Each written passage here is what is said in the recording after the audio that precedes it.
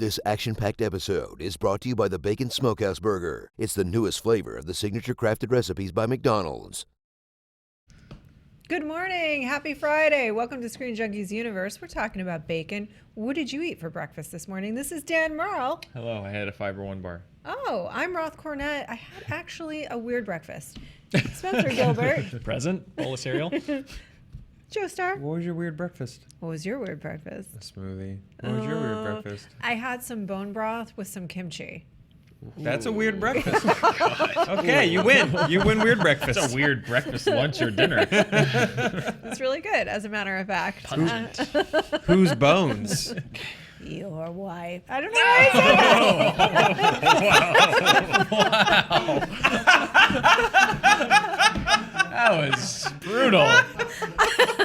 You just sevened him. What's in the broth? What's in the broth? We actually have other things to talk about today. Besides the murder of my spouse. Exactly, who I like so much. I wouldn't eat her. Come on. We have some breaking news this morning before we get into some of our questions and the topics of the day. Kerry Russell of Felicity and more recently The Americans fame is joining Star Wars Episode 9. Obviously, J.J. Abrams, Felicity was his first show. And they work together very, very closely on that. So I have to imagine that's the connection. It's a role that calls for, quote, heavy action fight scenes, which is pretty exciting. She has that training. If you guys, again, I'm going to mention The Americans because here's my opportunity to talk about what a good show that is. So good. She did quite a bit of training, I would have to, for The Americans. She does a lot of close quarters murder with her bare hands. She murders so many people. And without resorting to the leg scissors. It's much more realistic. Nice. Yeah, well, okay, in the pool that one time she did. Yeah, the one time she did. But other than that, typically not. In any event, thoughts, feelings. Yay, hair. How do we feel Kerry about the Russell's hair? awesome. Great hair, good, great acting chops. Works together with JJ well, and has proven that she's still got it. Yeah. After The Americans, I just wanted to be a weird first order officer. I feel like can see probably, that. like, Yeah, that's sort she of could be the, good. right? Yeah. Like, that's the logical call. Well, I mean, who knows? Who knows? What she's going to be. Could it be a small role, could be a big role. She'd be a great villain, though. You're right. Part of the JJ repertoire of actors, though, along with, I'm sure, Greg Grunberg will be in there somewhere, as always. I wouldn't mind a Carrie Fisher rebel either. I'd be okay with a Fisher rebel. We'll see. Either way, I'm happy to have more Fisher. We had a great in the Fisher movie. rebel already. Hey. On Joe's shirt. Carrie Fisher Russell. rebel. Carrie.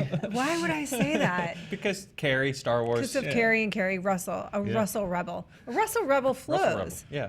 That's alliteration to That's some good. degree. In any event, a Russell rebel, and I worship your Carrie, and this Carrie as well.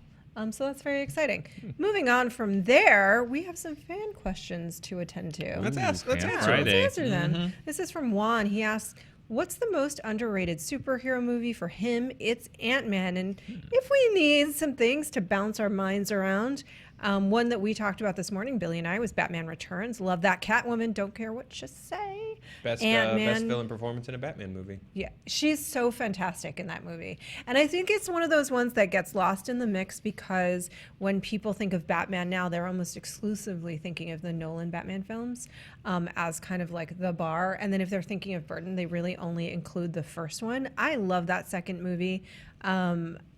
I think that she was one of the better villains, to your point, and she's not entirely, she's an anti-hero.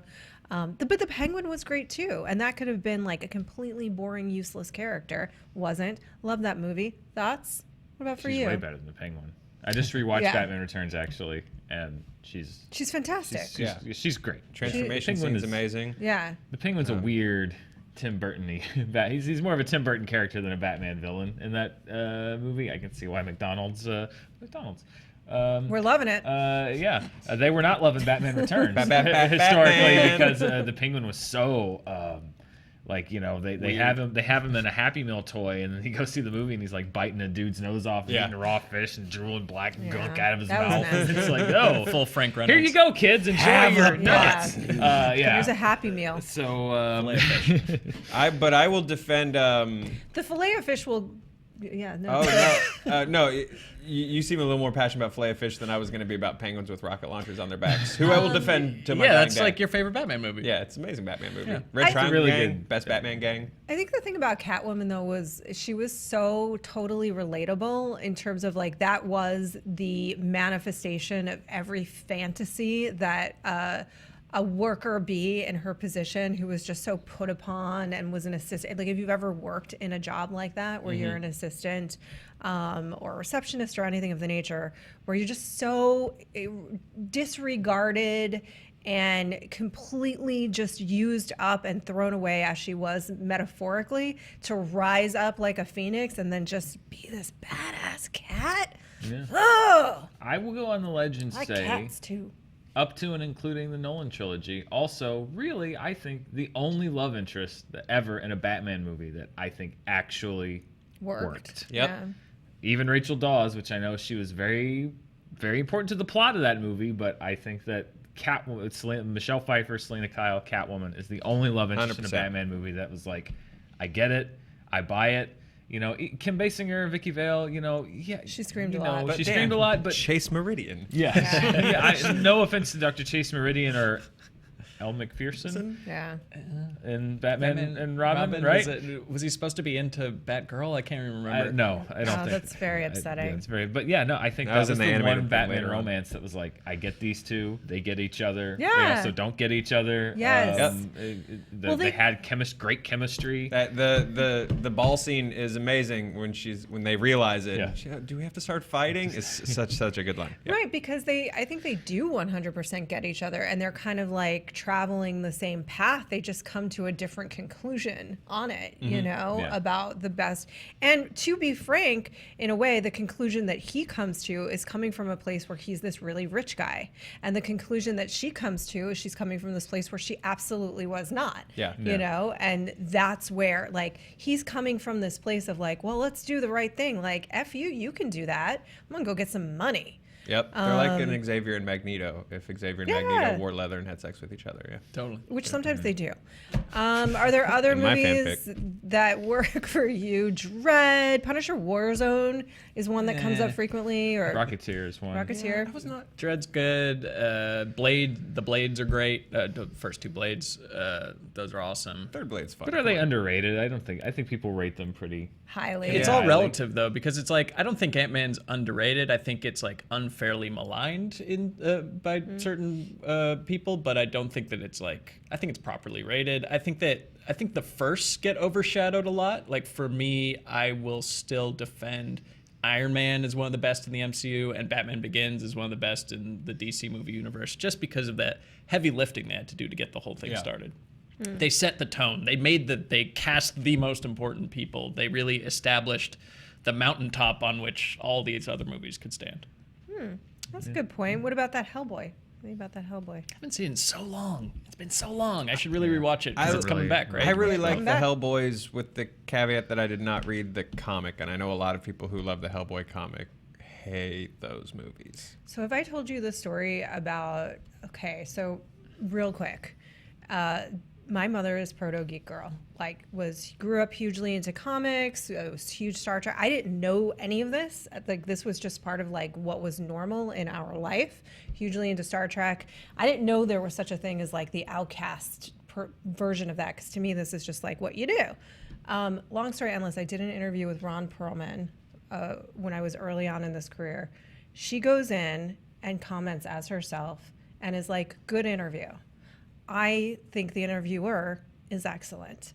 That said, I draw extreme umbrage with Ron Perlman's interpretation of Hellboy, and here are the factual comic book references that I am going to use to undermine it. And I'm sitting there like, Mom! Oh my God! What are you doing? Luckily, we have a different last name, so there you have it. I will endorse The Rocketeer also. Second best Great. Captain America movie. Second best Captain America movie ever made, and not an ounce of cynicism on that thing. Nope. I love the moment with Paul Sorvino, who plays the head of the mob, who's working with Timothy Dalton, and then he finds out that Timothy Dalton is a Nazi.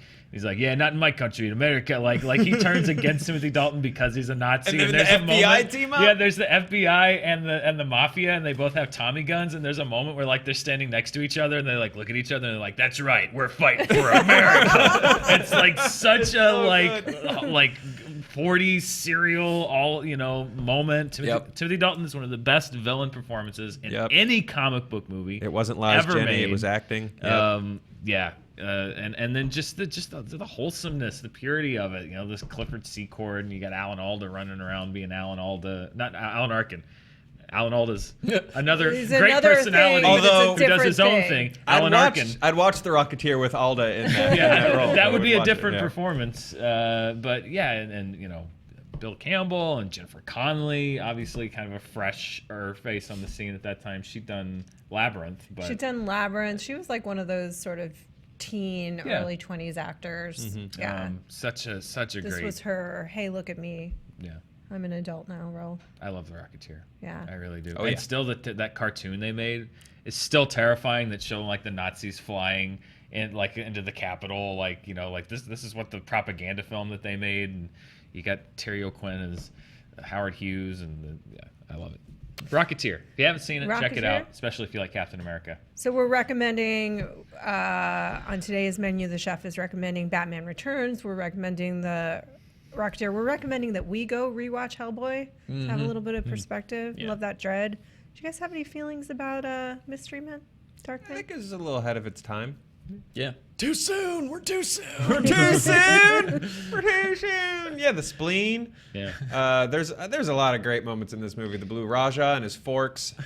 The shoveler confronting his wife and saying, "Lucille, I shovel well," is glorious. Yeah. And I remember being absolutely shocked, spoiler alert if you haven't seen Mystery Men, when they actually kill Greg Kinnear. When that happens, I was like, whoa, oh my God.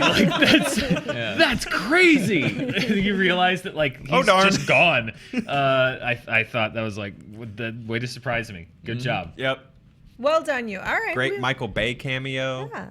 That's right. What is he? He's a frat boy. He's from the frat boy gang. Yeah.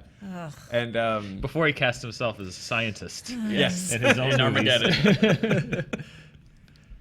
Anyway. Yeah. Those are our recommendations. Those are our thoughts on the most underrated superhero movies, which I think we started this out by saying if they're really, really good, that's JTE's. That's not underrated. Everyone loves that movie. Yeah. JT. You That's just what the Phantasm is. JT wanted to make sure that was in there. But again, I think in general, they're not underrated. If they're really good, we usually know that they are, but maybe they just kind of get lost in the mix of other things that are also really good. You guys let us know what you think in the comments below. Let's answer a few more questions. Nuzrat says, I'm having the worst time of my life. First, I'm just going to pause right there and say, sorry. I'm really sorry to hear that. And we're wishing you well. And I need some wholesome inspiration. What are your favorite uplifting movies with a positive message tied into that from Andrew? Because this would be a huge one I would recommend right now. So would Andrew, who says, "Saw Won't You Be My Neighbor" earlier this week, and it made me feel really good and positive. What are some movies that you watch that make you feel really good and positive? That's a great one. So Nuzrat, listen to Andrew and us and go see Won't You Be My Neighbor. I promise you, you will come out of that movie feeling, and boy, is it wholesome. It's Mr. Rogers. You will feel good about the possibility that human beings can simply be nice to each other after you watch this movie, which is saying a lot right now. I was going to save this for an eventual Movies You Haven't Seen, volume 746. But I'm going to go with Angus. One of my very favorite high school movies. It's just a really fun, feel-good movie. Kathy Bates is in it. She's amazing.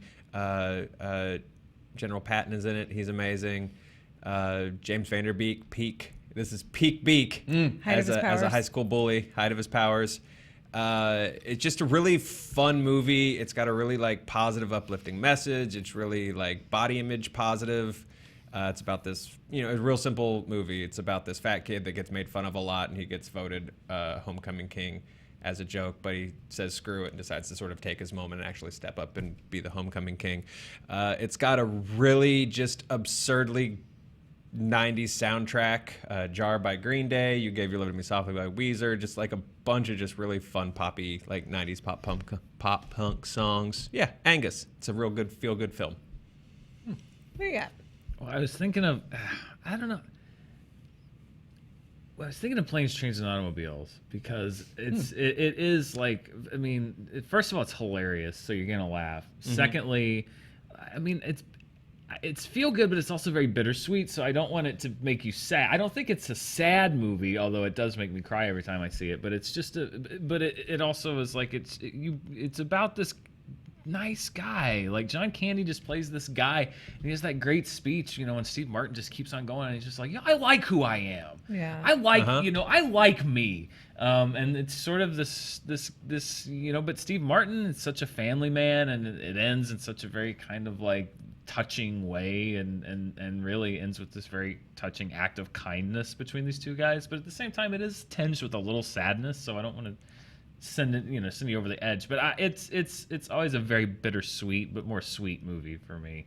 Planes, Trains, and Automobiles. I just think it's a great story about this guy who you learn a lot about as it goes on, and there's more to him, but he's just a nice. And I love John Candy. Yeah. What does Spencer watch for feel-good moments? It's tough because it's like, what type of inspiration do you need? Like, do you need to feel like you're not that weird, or like you can still be loved despite how strange you are? Then it'd be like Edward Scissorhands. Like, I love that movie. It's a beautiful movie about acceptance and being an outsider and stuff like that. Or do you just need to like kick your own ass a little bit and like get up and get out there? Then like I'd watch Rudy, like I feel like you gotta kind of pick your poison for what you're trying to feel in life. But actually those two, I'll go with those two. Edward Scissorhands if you're feeling psychologically strange, and Rudy if you're feeling like you just can't be motivated. God, I love Edward Scissorhands. Yeah. And that's the best role sticking with this, Johnny Depp has ever played. Tim Burton's best movie in my opinion. I would agree. He just, I mean, I have an extreme affection for Beetlejuice. Well, yeah, sure. Would you say? I was trying to decide Ed Wood. He said Ed Wood. Yeah. Well, yeah, I mean, it's hard to say because Burton, when he was great, was so great. So I have an extreme affection for Beetlejuice. That was just a really important movie for me and my friends. I love Edward Scissorhands. But I also like those first two Batman movies. Ed Wood is, Pee-wee's Big Adventure. When he was great, Pee-wee, anyway. Guys, Charlie and the Chocolate Factory. Stop it.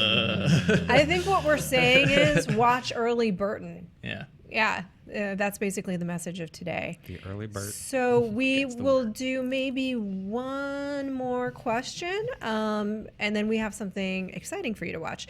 So, but this is exciting too. With the upcoming Queen biopic, which legendary band or artist would you love to see a biopic of? My answer would be Metallica. This is from Chris. I think their story would make a great movie, and they're known all around the world, so I feel like it would be an awesome to see. This has been done, but Janis Joplin, I would love to see that done well. I want to see the 30 Rock version, the Janie Jomp, like the unlicensed. God.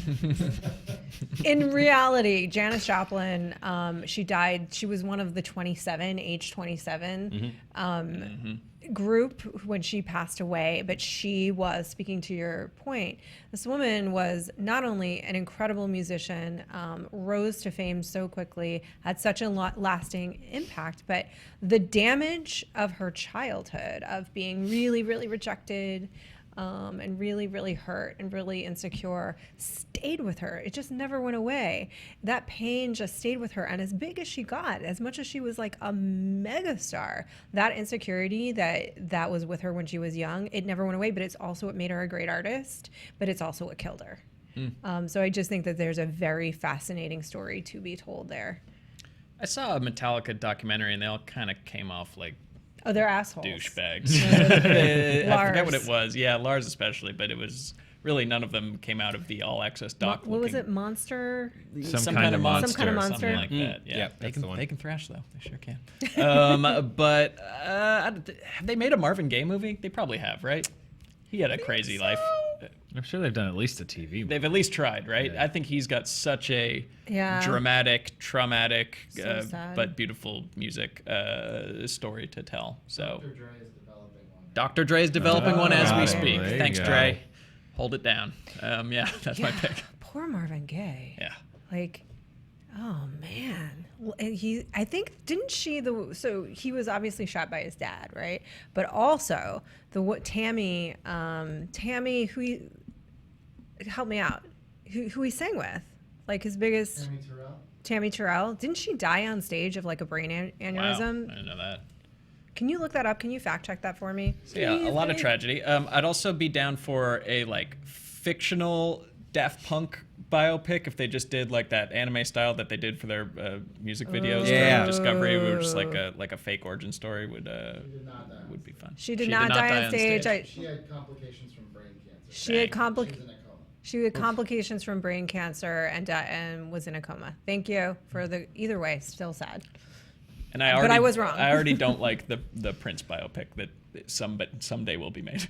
I already don't like that either. You're mad at It's it? just not going to be good. It's going to star Bruno Mars, and we're all just going to be like, eh. Yeah. There's no way to capture Prince. No, Here's there's the not gonna be thing. nearly Isn't enough Purple weird. Rain Prince's biopic? Yeah, Like, pretty he much. made his own He made his biopic. own Yeah. while he was Billy and I were talking about this the other day. I think Prince and Bowie are evidence Yeah, that the that Lord too. of the Rings was real, and there is some kind of elven DNA that still remains with certain members of the human race. I would watch a Prince biopic from the point of view of the weird creature that lives in the lake of Lake Minnetonka that Lake Minnetonka? yeah, Okay. that like communes with him. Yeah. Just his experience being friends with Prince. I'd watch that.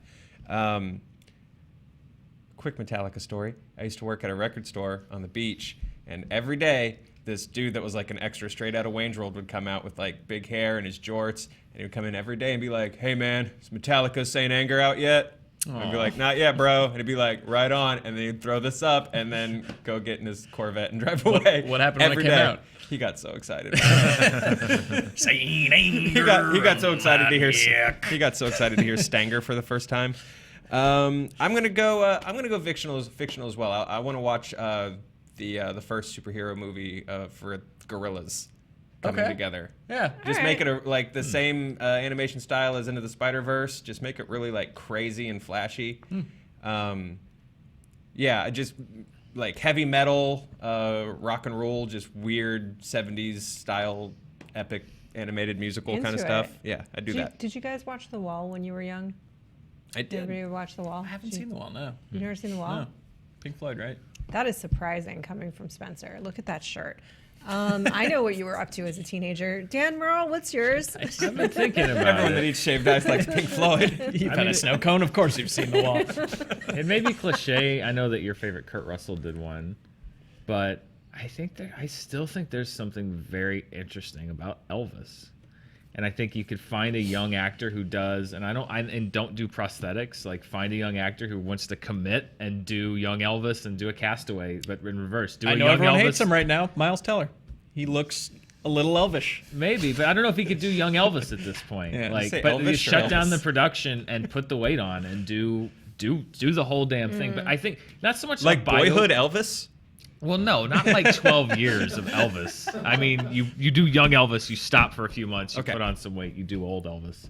And not so much like his, like, here's the hits. Oh, I got to go film Jailhouse. You know, like not like a biopic, but Oh, I these think, shoes are made out of blue suede. Exactly. Like, there's something about this guy, this poor kid, literally poor, like economically poor kid, who became the most famous person in the world, and what that did to him, and the fact that he went from like the biggest person in the world, like everyone knew who he was, to like he lived out his last days like in this huge mansion, like just spiraling into just madness almost. No, and not and almost. I think shooting, fully. shooting televisions, and just, you know, I mean, I think if you really just go into not so much as a biopic on Elvis, but like what did fame do to him? Was it self-destructive? Was it something inside himself? Was it external pressure? I think there's a very interesting story to be told, but it can go bad very quickly if you get into bad prosthetics and fat suits, and it could be very surface. It would have to be done right. I think when the answer is never no, and you don't sort of have, you weren't well into your adulthood and self-parenting. I think when fame happens to people, and that kind of fame, which was just astronomical, Elvis was so famous, very, very young, and he was also very, very handsome. So just the world was open to him. There are no boundaries, and we can see that evidenced by flying to a different state to have a full French loaf carved out and have peanut butter added to it, and then a package of bacon with some frequency.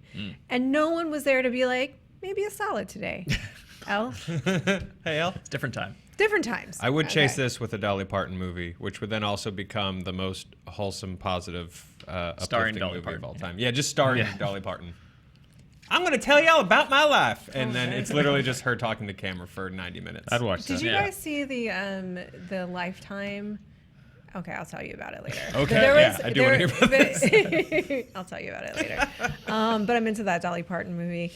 Hey, we have an Ant-Man spoiler review that's going to be on Screen Junkies News tomorrow. We are going to have a discussion of The Purge on Sunday. We're going to be doing that pretty soon. Right now, we have a very exciting spoiler interview for you from our own Sasha Pearl-Raver on Sicario. So check it out. Check it out. Hey guys, I'm Sasha Pearl-Raver here with the director of Sicario, Day of the Soldado, Stefano Sollima. Perfetto. Stefano Sollima. I'm so happy you're here. This film is incredibly intense. It's very visceral, it's violent, and it follows in the footsteps of another incredible movie, which was the first Sicario. What was it like to step up and be a part of the second one? Yeah, I was split it in two because let's say that I loved the movie, so I was honored. But also I am old enough to know that it was pretty challenging. So it needs to be a little bit crazy to accept to do it. Benicio del Toro, what is it like to sit down across from him? Just to look at him while he's working is incredible because I was a professional director, but also a fan moviegoers. So in the beginning was, oh, look at the Benicio del Toro. It was amazing. I mean, he's an amazing actor, but this we already know. But he's also a real special human being. What, when you were sort of shaping this second iteration, did you want to bring back, and what did you want to push further? Yeah, let's say this, that Soldado is completely different. In the first Sicario, Emily Blunt, she was a sort of audience surrogate. In Soldado, we have just the two guys, and we go much more deeper in exploring them. Taylor Sheridan in the script put them in front of so many forks and stressed so much the characters that was a challenge for them because it was like to understand how they are going to react to this new fact, to this new action they are involved in. Well, it felt like in the first film, Emily Blunt was, like you said, the audience surrogate. She was sort of the Greek chorus. She was the moral compass of the story. Yes. And in this one, who is the moral compass? The audience. Well, then, for you as a director, you put us in a lot of POV. Like, there's ways that you shoot that makes it feel like you are so much part of the action. Like, there's that one incredible scene where the helicopters fly down, and then there's the face-off between the Mexican police and the American forces. How did you create that sort of visceral, in-your-face, you're a part of the action? I don't like action for action in movies, and I try to be concentrated on the effect that you are going to have on one of your characters. In the convoy scene, I put Isabel in the center of the battle, to live the battle through her eyes. There's a great moment, speaking of character and action, where Benicio del Toro shoots the lawyer. Adios. Ben originally didn't want to shoot the scene at all. Yeah, why? He said to me, I mean, I don't want to kill people just to kill people. I said, I mean, my friend, this is your role, it's your character. I said, oh, yeah, no. So we had a discussion on it. He said, okay, no, I agree, let's shoot it. And then he jumped with this, I said, okay, but why don't we do this? Yeah. I said, wow, from not shooting and shooting that way, it's huge. Yeah. And I told him, this is going to be part of the trailer.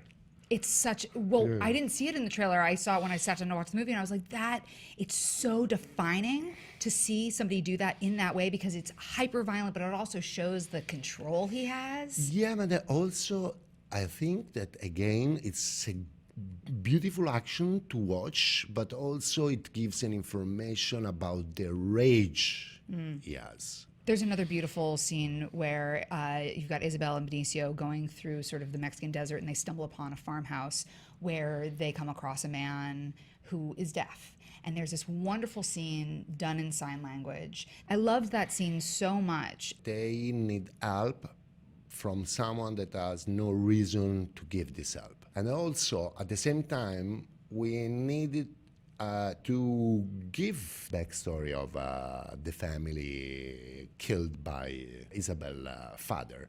And also this is an important moment for Isabel, because this is the moment where Isabel start reading some different aspect in Alejandro, and so become more soft and start trusting him. Do you have a vision for where this would go for a third movie? And why do you think this is franchisable? I don't think franchise, because it's more a saga. Because at this point, if they respect the original idea, they are going to hire another crazy. You don't want to come brilliant- back for the third movie? I think it's not part of the project. I think it's as a movie goers, I will prefer to watch a movie from another super nice director who's gonna give his own take on the Sicario Awards. If you were to select a director to follow in your footsteps, who would you like to see pick up the mantle and run with it? From outside, yes. Let's not bring an American. We would politicize it, I think, too much. And you guys can really look at it and go, okay, this is how we make this. I'm trying to remember who said it, but Nick Cassavetes quoted it. If you want to find the beauty in a place, you have to find a foreigner to shoot it. Because somebody who's a local just sees the everyday, and somebody who's never been there before. The French director. Un Prophète. Oh, It's good. This is good. Yes. That would be amazing. I will go tomorrow to watch it. Well, if you were to watch it, is Emily Blunt back? Or do we continue this with Benicio, with Josh, with Isabel? This is more a question for Taylor. He's so brilliant and unpredictable. So much. Taylor Sheridan, if you guys don't know Taylor Sheridan, because I feel like writers often get sort of ignored. He was also the writer, and he was the writer of Hell or High Water. Wind River. He did, he just wrote and directed Wind River. He's just a phenomenon. Catherine Keener and Isabel are like the only two women on the set. What was it like for them? Was interesting and tough. Because let's say that we had a lot of testosterone around the set because of the gun and because of all this macho guy. But Isabel, she's an amazing actress, and she's still a young girl. Yeah. While we were shooting the convoy sequence, so it's really intense. And then we were seated inside the amphi, and she was doing a chat through WhatsApp with friends, and she was laughing with tears. It was really like a young girl. You need having that. fun. You need Yeah. that. And suddenly, the first idea done, ask, okay, now please stop because we have to shoot. She put down the phone, and in a second, she put the mask of Isabel, completely scared by the situation. And Benicio, that was close to her, look at me and says, well, I'm scared by her. I don't want to be seated close to her. Yeah, she's an amazing actress. When you have a movie that obviously there's a lot of action to shoot, what for you is the most difficult part of it? I think it's more to make everybody comfortable, especially in big action set piece, with all the explosion, because I like to work with practical effect. But this means, of course, that it's a bit more challenging for them because they're going to interact. Let's say that a lot is going on around them. But this also helps them in giving you the performance. What are you the most proud of walking away from the project now that you can actually see it and watch it and go, oh, I did that? You know what? I mean, I'm an European director. So, and then we, for sure, there we have much more control than here. So my only worry in doing this transition was to lose my specificity, my touch. And then I'm really proud that I haven't.